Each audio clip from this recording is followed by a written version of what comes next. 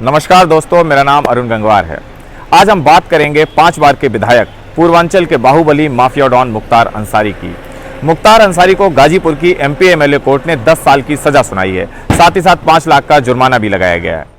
आज हम आपको बताएंगे कि माफिया डॉन मुख्तार अंसारी ने कैसे माफियागिरी के जरिए हजारों करोड़ का साम्राज्य बनाया और कैसे सियासी सीढ़ियां चढ़ी। आखिर मुख्तार अंसारी है कौन और वो कौन सा कारनामा है जिसकी वजह से मुख्तार अंसारी को 10 साल की सजा सुनाई गई है।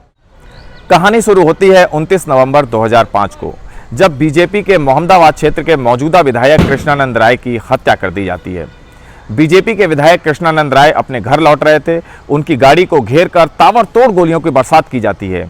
उनकी ब्लड प्रूफ गाड़ी में कुल 7 लोग सवार थे और 7 के 7 लोग मारे जाते हैं, जिसमें कृष्णानंद राय भी होते हैं। कृष्णानंद राय को 67 गोलियां लगती हैं और उनकी मौत हो जाती है। इसका आरोप लगता है मुख्तार अंसारी पर। मुख्तार अंसारी उस वक्त जेल में बंद था।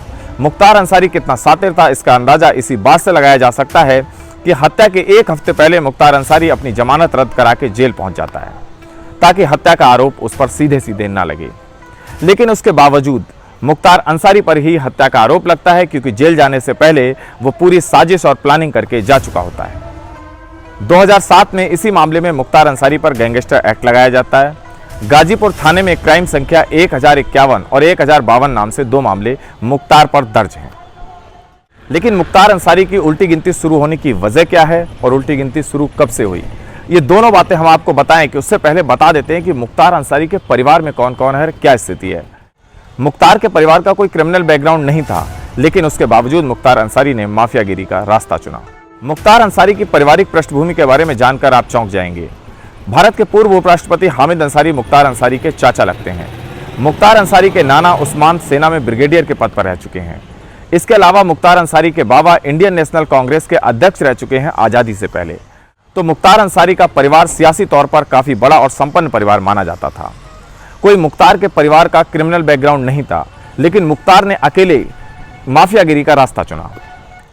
अब आपको बताते हैं कि उत्तर प्रदेश के मौजूदा मुख्यमंत्री योगी आदित्यनाथ से माफिया डॉन मुख्तार अंसारी की अदावत कितनी पुरानी है।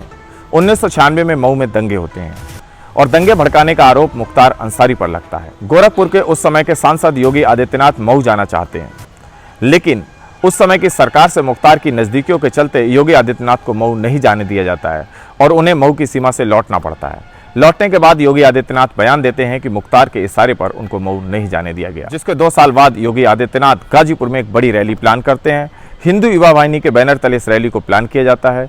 गोरखपुर से योगी आदित्यनाथ 60 गाड़ियों के काफिले के साथ गाजीपुर के लिए निकलते हैं, रैली स्थल के लिए निकलते हैं और रास्ते में गाड़ियों का काफिला बढ़ता जाता है। 100 से ज़्यादा गाड़ियां उनके काफिले में शामिल हो जाती हैं, लेकिन तभी गाड़ियों के काफिले पर हमला होता है। योगी आदित्यनाथ की गाड़ी पर भी हमला होता है, जिसका शीशा टूट जाता है और उसके बाद रैली को कैंसिल कर दिया जाता है।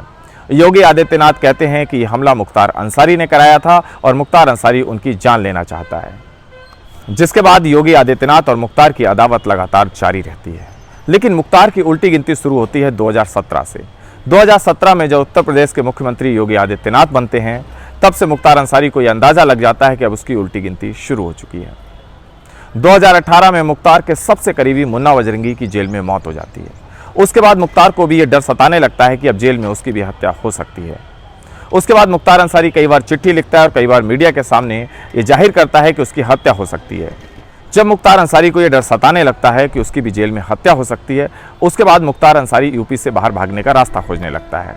मुख्तार अंसारी रहस्यमय तरीके से अचानक एक दिन बीमार पड़ता है और उसको अस्पताल ले जाया जाता है, जिसके बाद रोपड़ का एक व्यापारी मुख्तार अंसारी पर केस दर्ज कराता है और रोपड़ पुलिस मुख्तार को अपनी कस्टडी में ले लेती है। जिसके बाद मुख्तार अंसारी रोपड़ शिफ्ट कर दिया जाता है।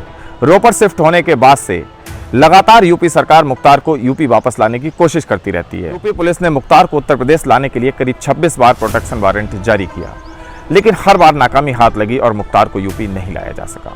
उसके बाद यूपी सरकार ने सुप्रीम कोर्ट का रुख किया, जिसके बाद सुप्रीम कोर्ट ने आदेश दिया कि मुख्तार को यूपी लाया जाए और 21 अप्रैल 2022 को वो तारीख थी जब मुख्तार को यूपी लाया गया। मुख्तार अंसारी बांदा जेल में बंद था। मुख्तार अंसारी को गाजीपुर कोर्ट में पेश किया गया, जहां उसको सजा सुनाई गई। अब आपको बता देते हैं कि मुख्तार के परिवार में कौन कौन है। मुख्तार अंसारी खुद तो 5 बार का विधायक है ही, साथ ही उसका भाई अफजाल अंसारी भी 5 बार के विधायक हैं और 3 बार के सांसद भी हैं।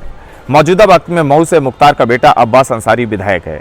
लेकिन वो इस वक्त कासगंज जेल में बंद है।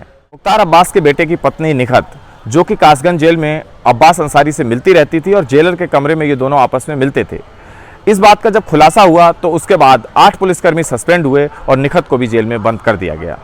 अब मुख्तार का दूसरा बेटा उमर, जिसके खिलाफ लखनऊ से वारंट जारी हो चुका है, जिसकी तलाश पुलिस कर रही है।